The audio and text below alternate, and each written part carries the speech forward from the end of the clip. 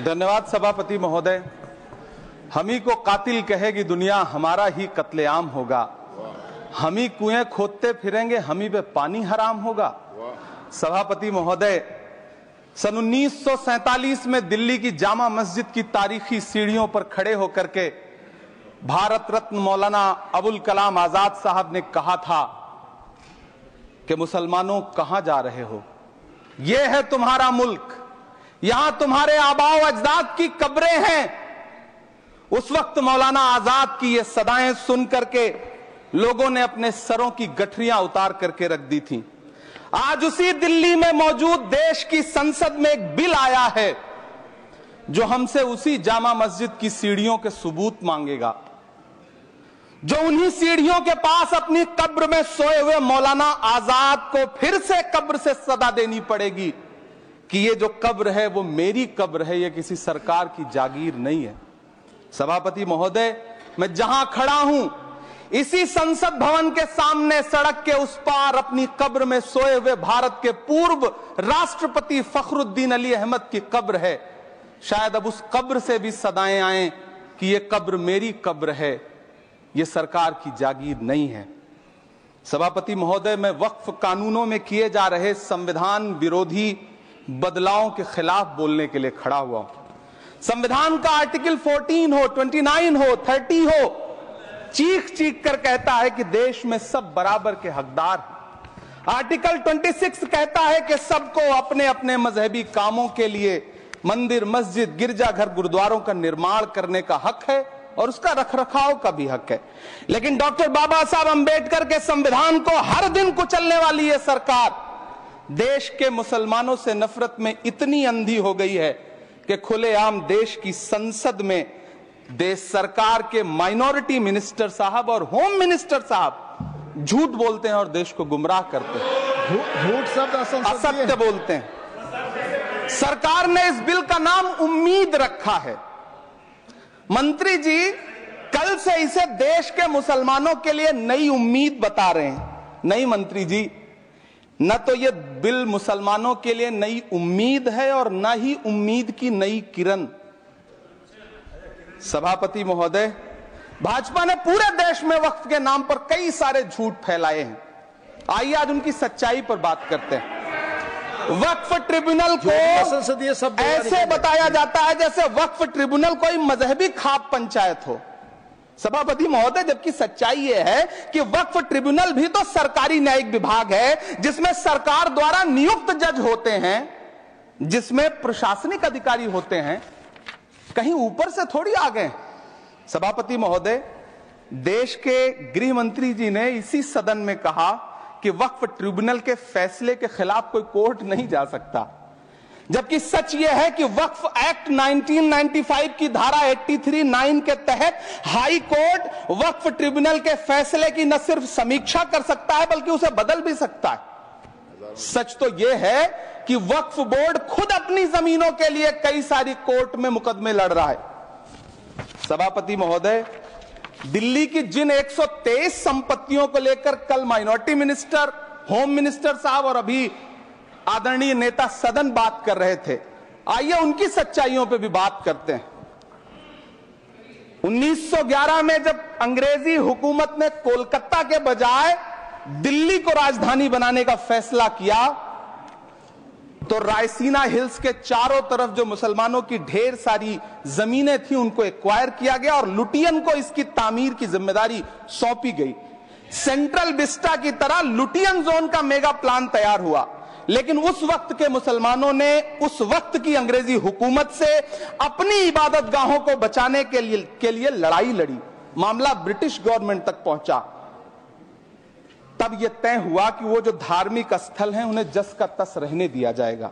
India gate के बगल वाली मस्जिद हो, जाप्तागंज, सुनहरी बाग मस्जिद हो, पार्लियामेंट रोड वाली मस्जिद हो, ऐसी 123 संपत्तियों के मैनेजमेंट के लिए 1913 में मुसलमान वक्फ वैलिडेशन एक्ट बना और उसके बाद एक नया शहर बसाया गया जिसे लुटियंस जोन का नाम दिया गया।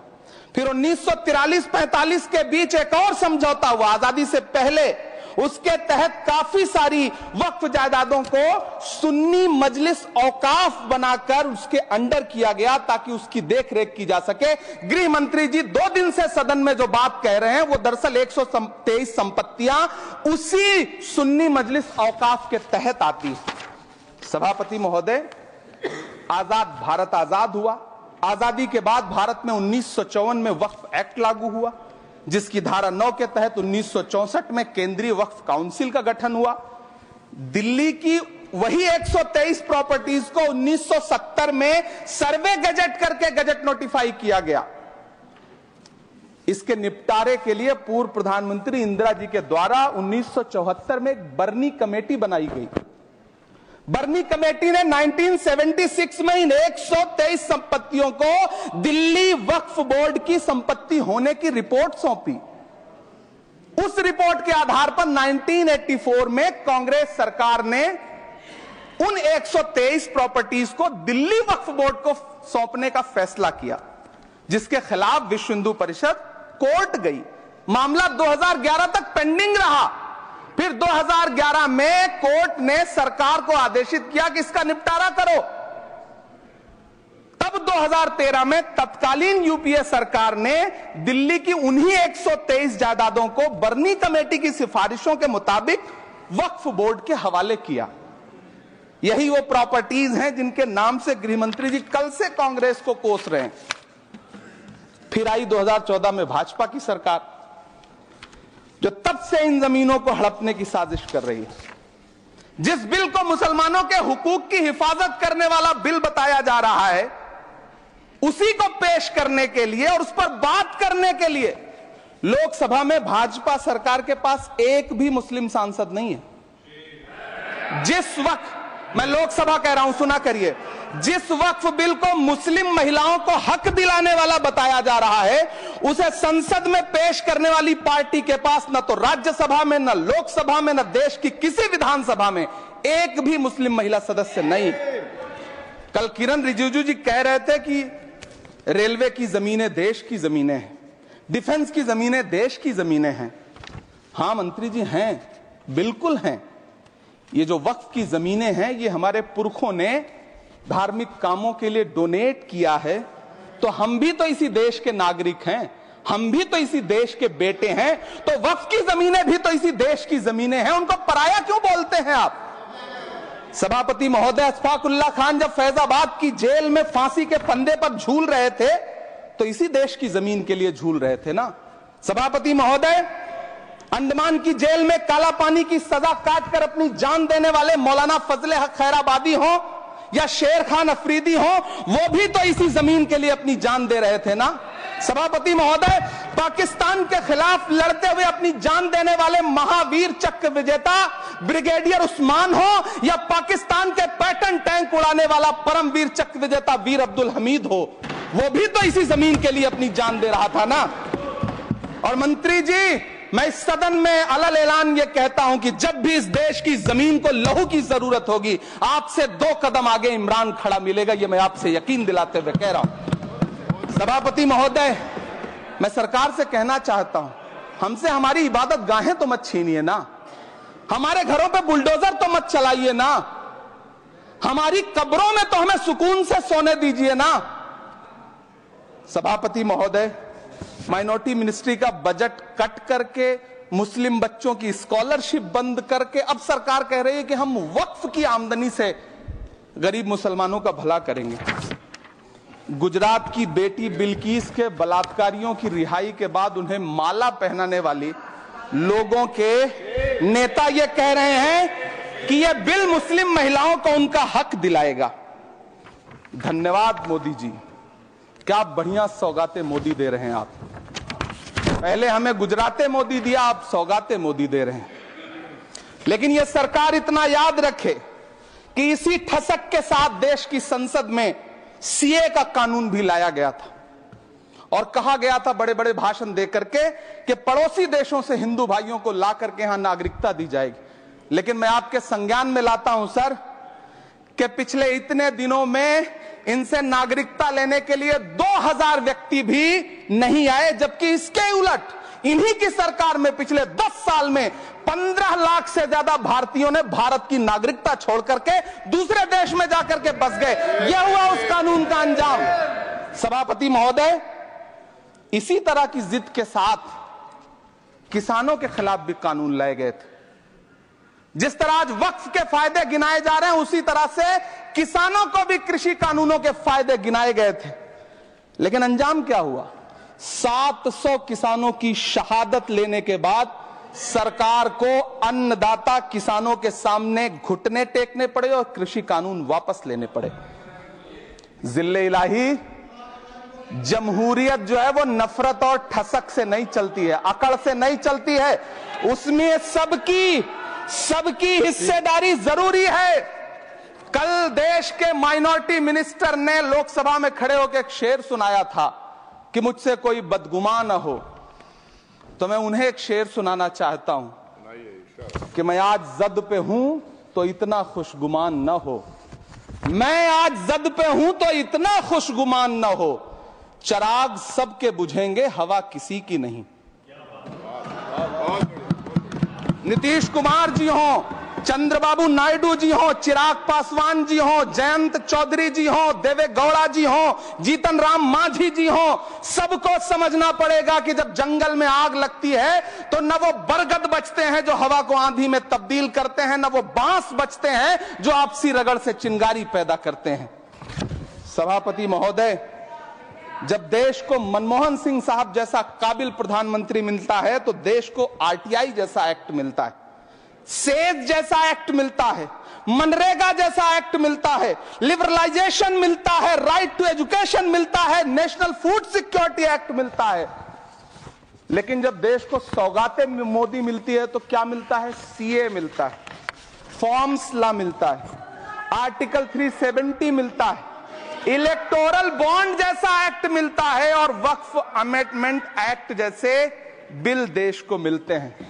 मुझे तो अपने हमवतन भाइयों से पूछना है कि आपको अपने बच्चों की तरक्की, खुशहाली और नौकरी की दरकार है या फिर मुसलमानों की दान की गई जमीनों को लूटकर धन्ना सेठों को देने की साजिश करने वाले कानून की? सभापति महोदय, यह सरकार रात के 3 बजे तक पूरे देश को जगा करके संसद में अपने ही नागरिकों को नीचा दिखाने के लिए वक्फ बिल ला रही थी, तो उधर रात के 1:30 बजे अमेरिका हम पर 26% टैरिफ लगा रहा था। सरकार की प्राथमिकताएं देश को पता। सभापति महोदय, मैं बहुत भावुक हूं आज, और मुझे अच्छा लगा कि आदरणीय नेता सदन जगत प्रकाश नड्डा जी ने बहुत अच्छी बातें भी की, मन से बातें की। क्योंकि उनके नाम में प्रकाश जुड़ा है तो मैं उनमें हमेशा एक रोशनी की किरण देखता हूं। मैं उनके सामने बहुत अदब से यह बात कहना चाहता हूं कि चरागों के सफर में दबदबा हो आंधियों का तो फिर अंजाम जुल्मत के सिवा कुछ भी नहीं होगा। यह दुनिया नफरतों के आखिरी स्टेज पर है, इलाज इसका मोहब्बत के सिवा कुछ भी नहीं होगा। मैं भावुक हूं, मेरी पलकें गीली हैं। अगर देश की एक बहुत बड़ी आबादी को लगता है कि आप उसका भला करने के लिए नहीं बल्कि उनकी इबादतगाहों, उनकी कब्रिस्तानों, उनकी खानकाहों को बर्बाद करने का बिल ला रहे हैं, तो फिर आप अगर समझाने में नाकामयाब रहे हैं तो यह आपकी नाकामयाबी है। पहले समझाइए, उसके बाद कोई बिल लेकर के आइए, तब शायद हम आपका इतनी पुरजोर तरीके से विरोध ना करें। लेकिन सभापति महोदय, मैं अंत में सिर्फ इतना कहना चाहता हूं कि इस बिल में जो भी पॉइंट्स दिए गए हैं, बॉम्सी पोर्टल देख लीजिए, सरकार का झूठ आपको पकड़ में आ जाएगा।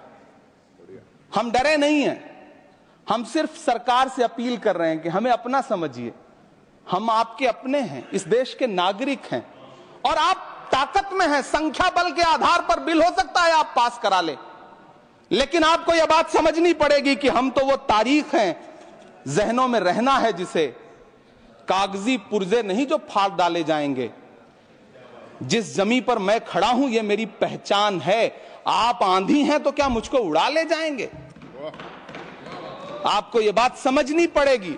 आपको अगर इतना विपक्ष की तरफ से पहले जेपीसी में इतने सारे पॉइंट्स आए और उसके बाद कल से लोकसभा में और राज्यसभा में सुझाव आप सुनने को तैयार नहीं है, लोगों की शंका को दूर करने के बारे में आप बिल्कुल सोच नहीं रहे, बस आप कह रहे हैं यह बिल उम्मीद की नई किरण है। नहीं साहब, इसे भले किरण जी लेके आए हैं, लेकिन ये उम्मीद की नहीं बल्कि नाउम्मीदी की किरण है। और इस देश की एक बहुत बड़ी आबादी इस बात से खदशे में है, शक में है कि आप सीधे उनकी जमीनों को लूट करके धन्ना सेठों को बेचना चाहते हैं। मेरी अब भी आपसे अपील है कि इस बिल को वापस लीजिए। यह बिल कहीं से आपके अपने नागरिकों के लिए अच्छा नहीं है। यह बिल सिर्फ इस देश के मुसलमानों को नीचा दिखाने का और अपने एक ऐसे मतदाता वर्ग को खुश करने का बिल है जिनको इस बिल के पास हो जाने से कुछ मिलेगा भी नहीं, लेकिन आप एक नैरेटिव देना चाहते हैं, एक मैसेज देना चाहते हैं। मेरी आपसे अपील है कि कृपया ये जो सबका साथ सबका विकास का नारा है, इस नारे को रत्ती भर तो चरित्रार्थ कर दीजिए। बहुत बहुत धन्यवाद।